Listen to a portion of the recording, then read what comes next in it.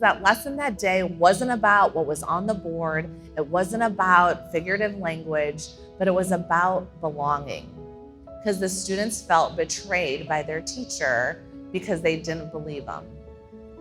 And what if we all prioritize courage so that we can design spaces for learning, have students that are willing to share? What if we had some moments where courage was the center and that students felt like they belonged and that this classroom was not just for the teacher, but for all of them? This was a study done by Yale researchers in partnership with Columbia and Stanford, and they called it the magic feedback. And it was 19 words, these 19 words on the screen, and they did it with middle schoolers relating to their essays. And on their essays, the teacher would write this phrase: I'm giving you these comments because I have very high expectations, and I know you can reach them. And so as a result, when they gave this feedback, students worked harder, they produced better work, and it took just these 19 words.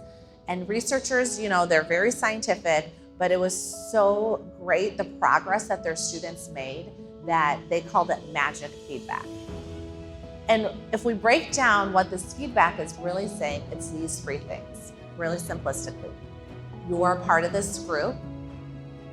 This group is special. We have high standards here. And I believe you can reach those standards. And so what middle schooler wouldn't love to hear that? What high schooler wouldn't love to hear that? What elementary student wouldn't love to hear that? And so if you're still not convinced that courage is necessary for schools, the power of regret might convince you. So here are some student regrets that they say after they graduate from high school.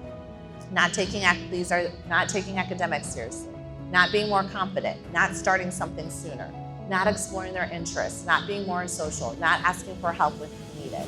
Most of these related to speaking up or academic or social. What's more interesting is that Daniel Pink, he wrote the book, The Power of Regret, who surveyed 26,000, a world regret survey in 134 countries. And when between the option of, should I do it? Should I stay in my comfort zone? Or should I go for it? Most people who didn't go for it, who chose to stay in their comfort zone, experienced something called boldness regrets. And there are hundreds and hundreds of people as adults who experienced this because they chose to stay in their comfort zone. Even people who took a risk and failed, that wasn't a regret because they went for it and took the risk.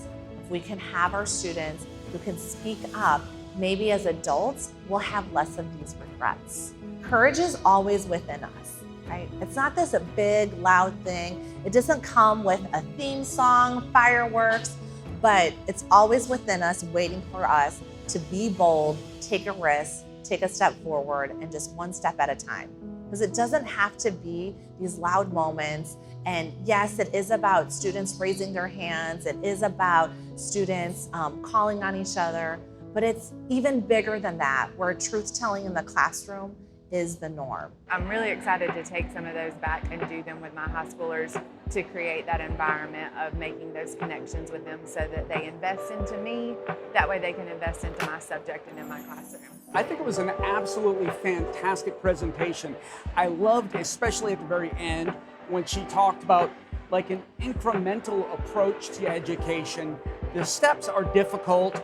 You look at them and you think they're insurmountable, but they're not insurmountable if we approach them with courage. Shelby's presentation this morning about courage.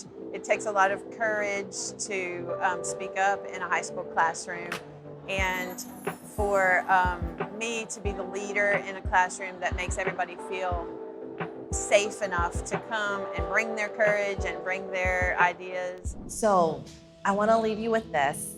You are part of this group. This group is special, and that we believe you can reach all those standards. So just take a step each day. You got this. Here's to a great 25-26 school year. Thank you so much for having me today.